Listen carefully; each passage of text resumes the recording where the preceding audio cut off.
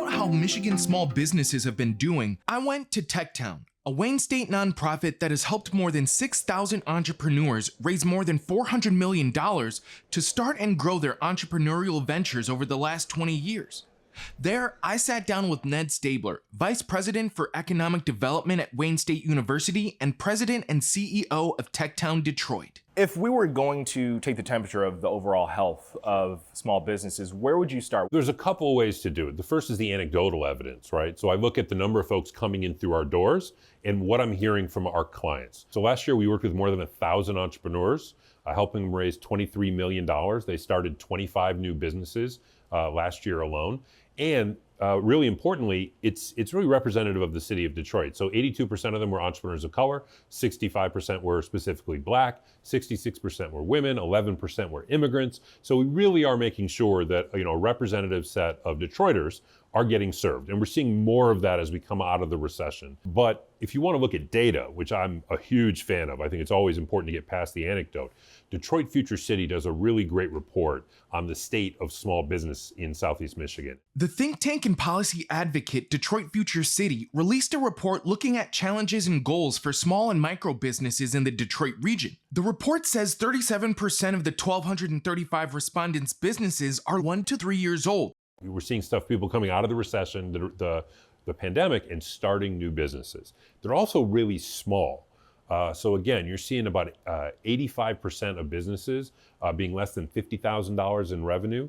The majority of them having, fewer than 2 employees. The Detroit Future City report also highlighted that access to capital and navigating the cost of capital are the number 1 and number 2 challenges small businesses face. The cost of capital, I think, is a relatively recent phenomenon. We were very lucky for a long time nationally, but certainly here as well, that interest rates were really low. But today we're looking at double digits. Access and the cost of capital aren't the only issues facing the region's small businesses. Specifically right now, we're seeing a lot of problems around staffing. It continues to be a challenge for folks.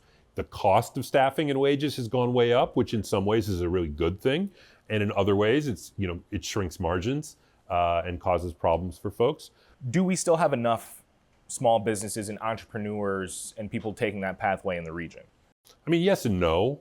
The no is the important one, which is that small businesses are the lifeblood of an economy. They're what give it the vibrancy that makes a place successful. And frankly, the number 1 economic development strategy that you can take as a city, as a state, even as a country, is to build vibrant places, walkable places that businesses and people want to be.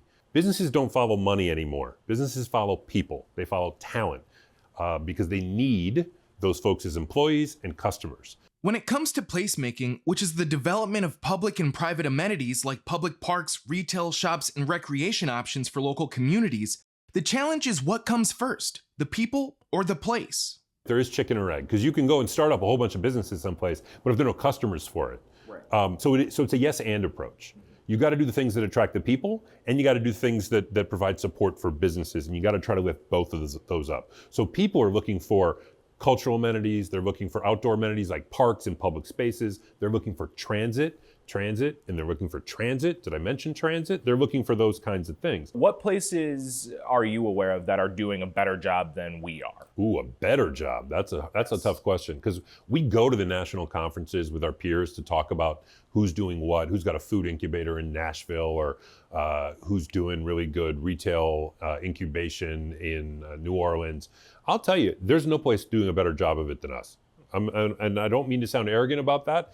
I just know that when I go to those conferences, I end up getting calls from all of those places saying, hey, loved your retail boot camp, where more than 40% of the businesses that you've gone through in the last 10 years are now open somewhere. That is a really great success rate. Come and teach us how to do that. And we're not doing it alone. I mean, the ecosystem here with Prosper Us and with the Build Institute and some of those other folks that we partner with is really great. It's really moved from a culture of competition to what we call co-opetition, cooperation with some, how are we making sure we're filling the gaps in that ecosystem. What does a better, more healthy ecosystem for small businesses here in Southeast Michigan look like? One, I think, is a better coordination between technical assistance like we provide and capital, right? So that we're making sure that along their entire continuum they're getting support that they need. They need lower cost of capital, obviously. It just requires philanthropy. It's going to require investment by the state, but they get a return on that investment.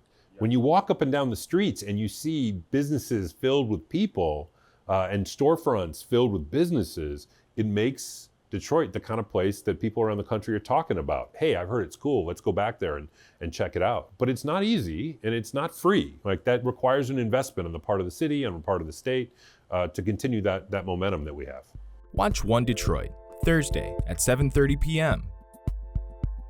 You can find more at onedetroitpbs.org or subscribe to our social media channels and sign up for our One Detroit newsletter.